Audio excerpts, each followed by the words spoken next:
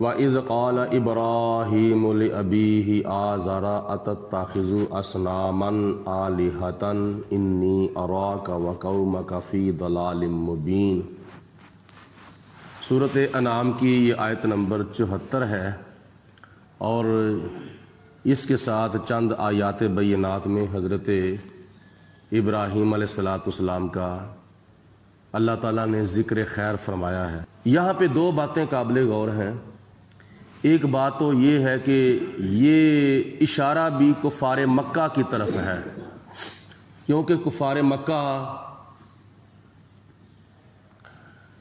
حضرت ابراہیم علیہ السلام کو معزز سمجھتے تھے، اور اللہ تعالیٰ نے اشارہ یہ فرمایا کہ اے کفار مکہ، اگر تم حضرت ابراہیم علیہ السلام کو معزز سمجھتے ہو تو وہ تو بتوں سے نفرت کرتے تھے، وہ تو بت پرستی کو کفر اور گمراہی سمجھتے تھے، تو اگر تم ان کو معزز سمجھتے ہو تو ان کے مشن پر عمل کرتے ہوئے تم بت پرستی کیوں کرتے ہو؟ تم بھی بت پرستی سے باز آ جاؤ۔ اور دوسری بات یہاں پہ یہ قابل غور ہے کہ حضرت ابراہیم علیہ السلام نے آزر کو اپنا باپ کہا ہے، اور یہ ضروری نہیں ہے کہ جو باپ ہوتا ہے اسی کو باپ کہا جاتا ہے، کسی اور کو لفظ باپ کے ساتھ یاد نہیں کیا جاتا۔ شریعت کے اندر یہ ایک اصول ہے کہ اپنے حقیقی باپ کو بھی باپ کہا جاتا ہے، چاچے کو بھی باپ کہا جاتا ہے، تائے کو بھی باپ کہا جاتا ہے، دادے کو بھی باپ کہا جاتا ہے، نانے کو بھی باپ کہا جاتا ہے، سسر کو بھی باپ کہا جاتا ہے۔ حقیقی باپ کو شریعت کی اصطلاح میں والد کہا جاتا ہے، باپ بھی عرف عام میں کہا جاتا ہے، اور والد ان کو کہا جاتا ہے جو حقیقی باپ ہوتا ہے۔ جیسا کہ نبی پاک علیہ السلام نے حدیث پاک میں ارشاد فرمایا کہ بندے کے 3 باپ ہیں، والد ایک ہی ہے، جو جننے والا ہے نا وہ والد ایک ہی ہے، باپ 3 ہیں۔ ایک باپ تو وہ ہے جس نے جنا ہے، اور ایک باپ وہ ہے جس نے پڑھایا ہے، یعنی استاد شاگرد کا روحانی باپ ہے۔ اور تیسرے نمبر پر جو سسر ہے وہ بھی اپنے داماد کا باپ ہے، اپنی بہو کا سسر بھی باپ ہے، روحانی باپ ہے، حقیقی باپ نہیں ہے۔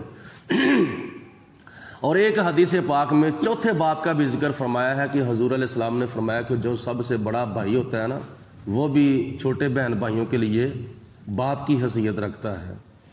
تو شریعت کی اصطلاح میں باپ جو ہے وہ حقیقی والد کو بھی باپ کو بھی کہا جاتا ہے، اور چاچے کو بھی، تائے کو بھی، دادے کو بھی، نانے کو بھی باپ کے لفظ سے یاد کیا جا سکتا ہے۔ یہاں پہ یہ جو آزر ہے یہ حضرت ابراہیم علیہ السلام کا باپ نہیں تھا، یعنی حقیقی باپ نہیں تھا بلکہ چاچا تھا، کیونکہ حضرت نوح علیہ السلام سے لے کر حضرت شیس علیہ السلام سے لے کر آدم علیہ السلام کو تو اللہ تعالیٰ نے بغیر ماں کے اور بغیر باپ کے پیدا کیا ہے نا، اور آدم علیہ السلام کے بعد جو نبی تشریف لائے ہیں مثلا حضرت شیس علیہ السلام، ان سے لے کر نبی کریم علیہ السلام تک 1,00,000 کئی ہزار نبیوں میں سے کسی نبی کا باپ نہ کافر تھا نہ بت پرست تھا۔ تو اس لیے آدم علیہ السلام تو بغیر باپ کے پیدا ہوئے، اور باقی نبی جو ہیں ان کے باپوں میں سے کوئی بھی کافر یا بت پرست نہیں تھا۔ تو حضرت ابراہیم علیہ السلام کے باپ بھی بت پرست نہیں تھے، اور وہ کون تھے؟ وہ حضرت ابراہیم علیہ السلام کے باپ حضرت تارخ تھے، آزر نہیں تھے۔ تو یہاں پہ جو آزر کا ذکر کیا گیا ہے یہ بمعنی چچا ہے۔ تو اللہ تعالیٰ کی ذات بابرکات نے ارشاد فرمایا کہ وَإِذْ قَالَ إِبْرَاهِيمُ لِأَبِيهِ آزَرَ، اس وقت کو یاد کرو جب ابراہیم علیہ السلام نے اپنے چچا آزر سے فرمایا أَتَتَّخِذُ أَصْنَامًا آلِهَةً، کیا تو بتوں کو اپنا خدا کہتا ہے؟ إِنِّي أَرَاكَ وَقَوْمَكَ فِي ضَلَالٍ مُبِينٍ، بے شک میں تجھے اور تیری قوم کو گمراہی میں گرا ہوا دیکھ رہا ہوں۔ وَكَذَلِكَ نُرِي إِبْرَاهِيمَ مَلَكُوتَ السَّمَاوَاتِ وَالْأَرْضِ، اور اسی طرح ہم نے حضرت ابراہیم علیہ السلام کو زمین و آسمان کی ملکوت یعنی بادشاہی اور زمین و آسمان کی نشانیاں جو ہیں وہ دکھائی تھیں۔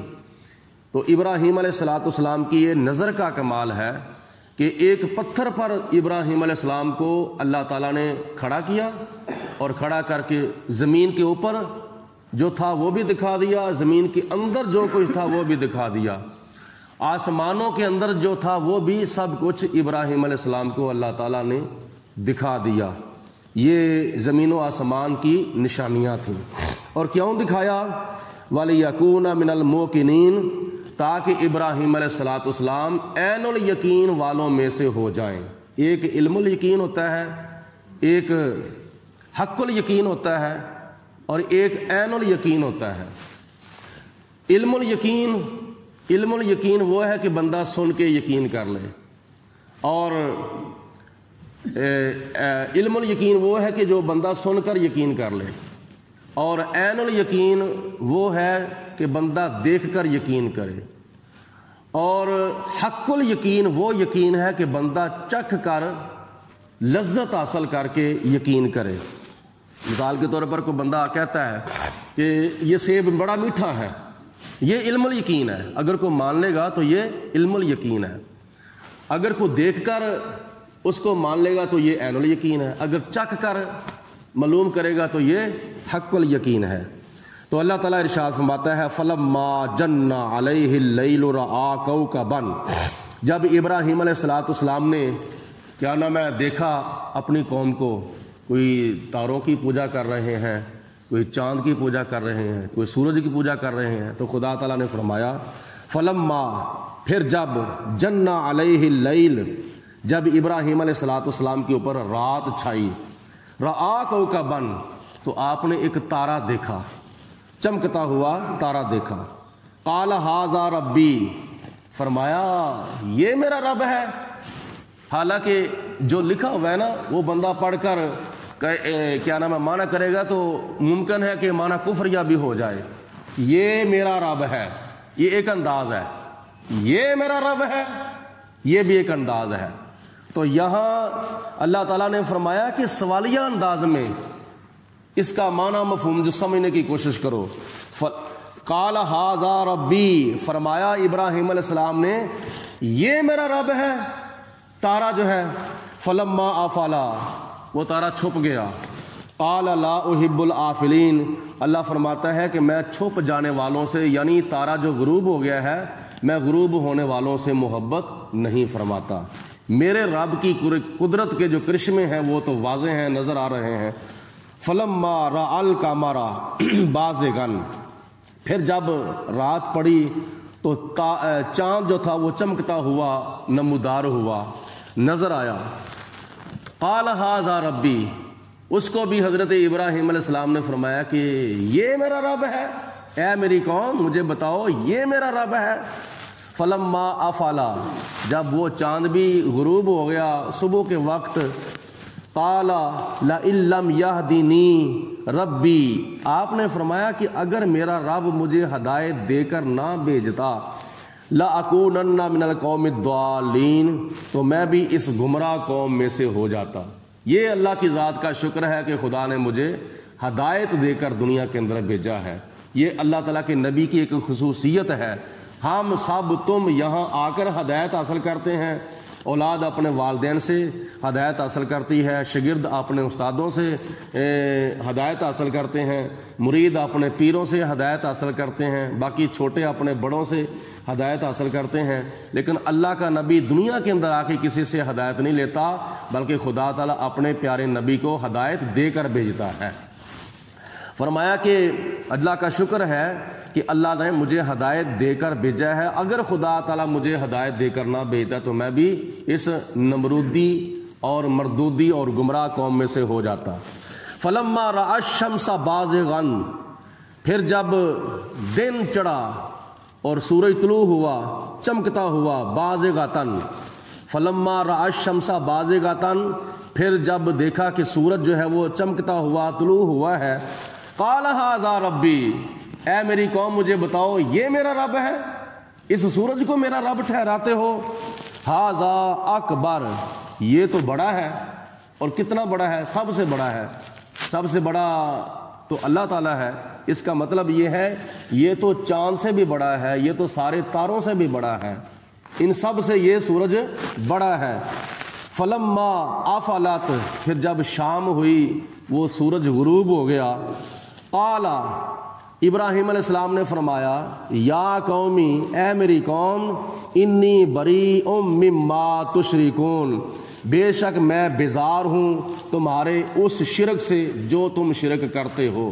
یعنی ابراہیم علیہ السلام نے بڑے عقلی نقلی دلائل دے کر ان کو سمجھایا کہ یہ چاند کیا نام ہے پوجا کی لائق نہیں، یہ تارے پوجا کی لائق نہیں، یہ سورج پوجا کی لائق نہیں، یہ بت پوجا کی لائق نہیں، نمرود پوجا کی لائق نہیں، مان جاؤ۔ لیکن جب نہ مانے تو ابراہیم علیہ السلام نے فرمایا کہ میں تمہارے شرک سے بہت بیزار ہوں جو شرک تم کرتے ہو۔ اللہ تبارک و تعالی وحدہ لا شریک ہے۔